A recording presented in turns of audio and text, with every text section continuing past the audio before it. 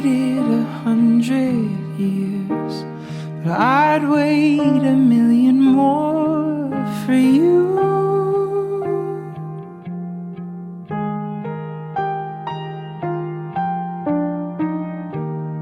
Nothing prepared me for what the privilege of being yours would do.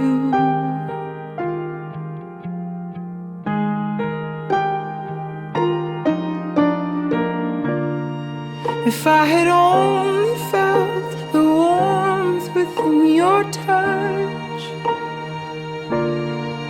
if I had only seen how you smile when you blush, or how you curl your lip when you concentrate enough, I would have known what I was living for all along. But I